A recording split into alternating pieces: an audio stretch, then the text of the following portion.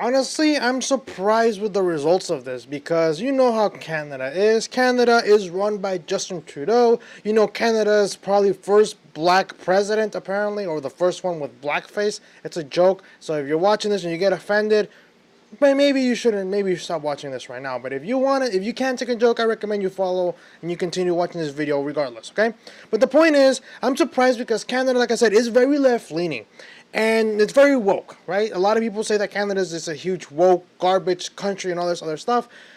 But I'm surprised that Jessica Yaniv has lost her or her complaints when it comes to the whole genital wax thing when she went like pretty much the context of this is that Jessica Yaniv, she is a transgender activist. Now she identifies as female.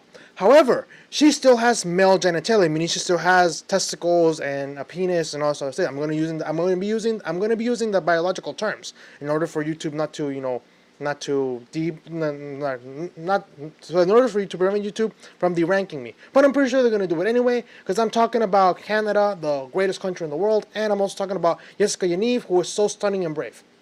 But anyways, so Jessica Yaniv, she identifies as female, but she still has male genitalia. She goes into these businesses that provide waxing for, genitalia, and then she basically sues them or, basically takes them to court because she labels them as transphobic and they're denying her a service. And the defense of the individuals in many cases were that they are not trained to wax male genitalia, only female genitalia.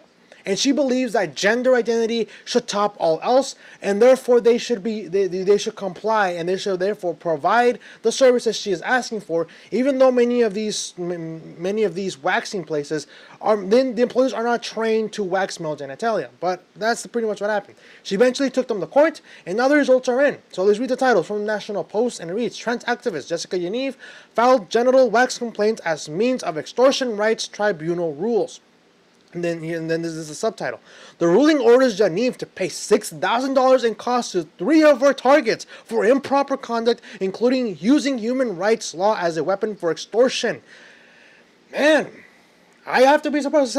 This is in Canada, and I'm surprised Canada said, nope, you are not gonna extort these women. You're not gonna target them because you feel that you are entitled to a service that they are not practiced. There's not really practiced, but they're not licensed to perform. Okay, now she's paying $6,000, I think, for 3 of her targets. I think each. If it's each, she's paying 18 grand in total. I think 6 grand. I think 2,000 each. I think that's a little low. But seriously, it could be, like I said, to 3 of our targets.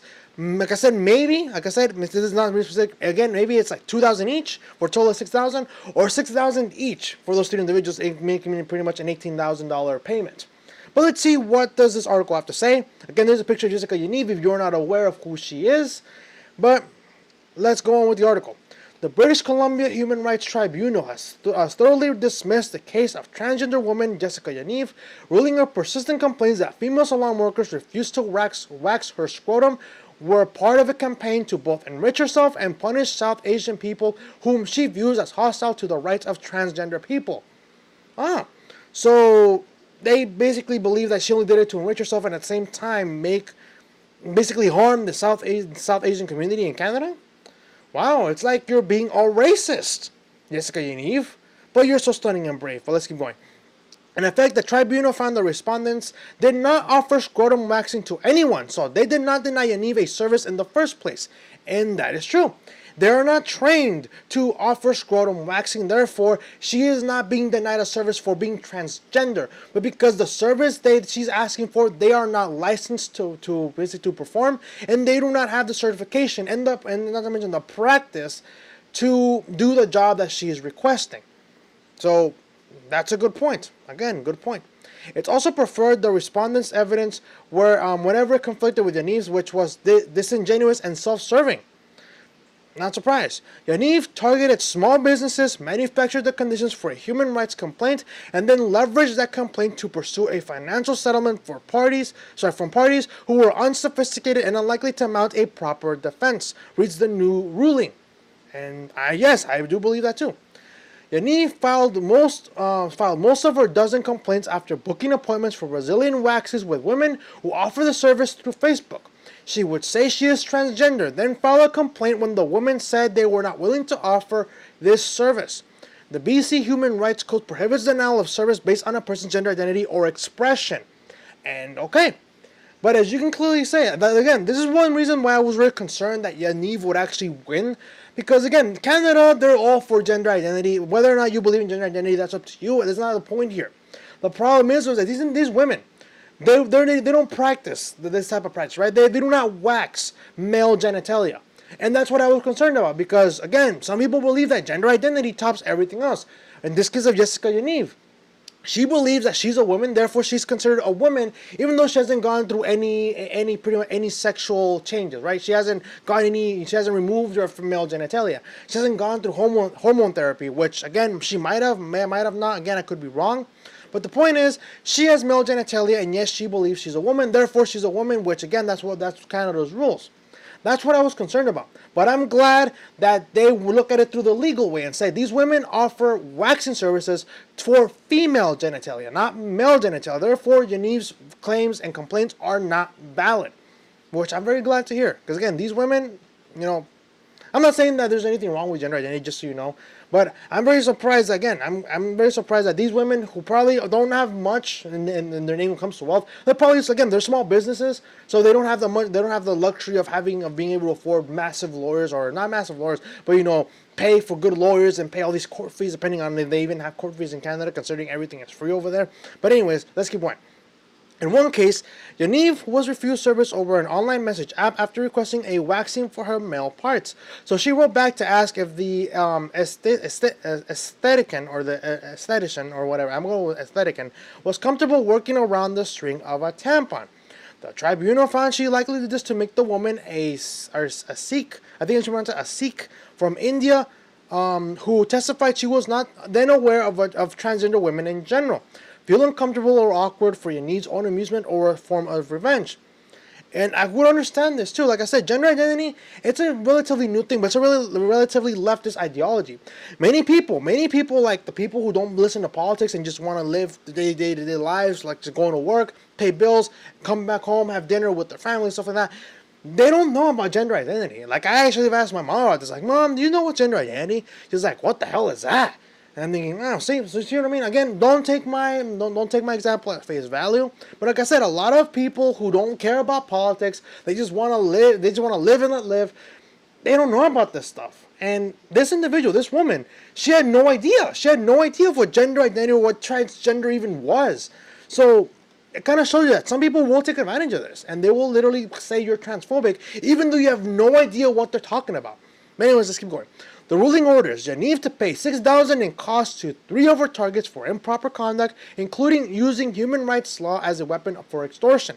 It also brings to a close the bizarre public spectacle that exploded earlier this year when a publication ban was lifted on Yaniv's identity, as she had already publicly revealed herself. There's a little quote right here. So self-identification does not erase physiological reality. That's a good quote. Like I said, you don't have to agree with it or not, but again, this is the case of Yaniv. She says she's a woman, but these individuals do not provide waxing for male genitalia. Therefore, they have a right to refuse because they're not practiced to do this. What if they had said yes, and then they accidentally, cause damage to Yaniv's male genitalia? What happens then? Is she going to sue them for injuries? Pretty sure she would have. But again, better safe than sorry. And these individuals obviously they went through it the legal way. They clearly stated not because she was transgender, but because they do not have the practice or the licenses to perform that type of service she's demanding. So let's keep going. The spectacle took the form of a vicious social media fight that set Yaniv, an information technology consultant with a history of aggressive and sexualized behavior, against a determined subculture opposed to the ideology of trans acceptance in both culture and law. Several right-wing media outlets covered the case feverishly, including the American conspiracy theorist Alex Jones, reveling in Yaniv's flamboyant image, her history of creepy online behavior towards young girls, and her ceaseless self-promotion, which included entering beauty pageants for young women. After more than a year with limited public attention due to publication ban on Yaniv's identity, by midsummer 2019, the case was all over the media in Britain and America, unusual for a retail discrimination case in suburban Vancouver. This feverish media attention led to a violent confrontation between Yaniv's mother and a reporter who approached them at Yaniv's home. Several tense moments at the Vancouver Tribunal building, and also to Yaniv's arrest on suspicion of brandishing a prohibited weapon, a taser, during an online video interview. She was not charged. One flashpoint for example, was the conflict between Yaniv and the writer Megan Murphy, which led Yaniv to complain to Twitter about Murphy describing her as male, to which Twitter banned Murphy under its hate and harassment policy. Free speech activist Lindsay Shepard was similarly temporarily banned. The episode was lately caused controversy, in Toronto, where activists seeking to prevent Murphy from renting library space for a talk have pointed to Twitter's decision as a reason she should be banned. And another picture of Yaniv is right here. Let's keep going. As in the norm for frivolous human rights complaints, this one led to accusations that human rights tribunals in Canada are kangaroo courts, rashly credulous towards complainants, biased against defendants, vulnerable to abuse by charlatans, and tools of social engineering. The ruling by tribunal member Devin Cosino or Cosinau, I don't know, again, I might be mispronouncing it, I apologize, puts the lie to that.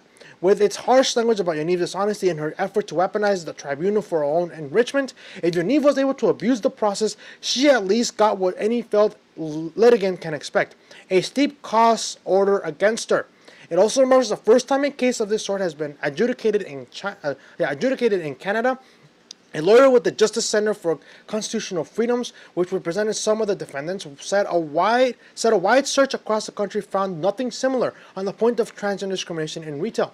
Self-identification does not erase physiological reality, said Jay Cameron, the Justice Center litigation manager and counsel to the estheticians. I don't know. I think it's estheticians. Estheticians. Our clients do not offer the service requested. No woman should be compelled to touch male genitals against her will, irrespective of how the owner of the genital identifies. And that's true. But like I said, whether or not you believe the gender identity stuff, that's not the subject here. But do you think that are you surprised by this? That's pretty much what I want you to answer in the comment section if you wish. Are you surprised that a Canadian court said, no, Jessica Yaniv, you are not, what you did wasn't the wrong? Are you surprised that Yaniv is paying $6,000, I'm assuming each, right, for 3 people, in the total of $18,000? Do you think that's enough of a punishment for Yaniv to say, maybe I'm not going to do this anymore, right? For her to say, you know what, maybe I will stop exploiting small businesses for my own benefit? Do you think it'll be enough? Do you agree that that punishment is enough? Or do you think that she should have probably been jailed? Maybe, I don't know. Again, that's up to you. But let me know what you guys think about this. If you like this video, hit the like button. If you're new to the channel, subscribe and hit the notification button as well, that way you're missing an upload. And once you subscribe, or if you're a returning subscriber, bookmark the page, because apparently some of my subscribers who happen to be my friends, they have notified me that some of the notifications are going directly to spam whenever I upload a new video. So that pretty much shows you that YouTube doesn't want me to reach newer viewers. So again, you just bookmark the page and check out on a daily basis. I try to upload every day, sometimes every 2 days. But if you do not wish to subscribe or bookmark the page, if you think this video is worthy of sharing, you feel free to share the video. YouTube has decided to derank independent political commentary, and I'm pretty sure they're going to derank this one because I'm talking about Jessica Yaniv, and I'm criticizing her actions. Therefore, YouTube will probably consider me as transphobic, even though I am not. But again, you sharing the video will help me bypass all those restrictions and all those hoops and obstacles that I have to go through to reach newer viewers. But again, if you don't feel this video is worth sharing, that's okay too. Like I said, if you do want to share on social media with your friends, family, anyone you think that might be interested in this content.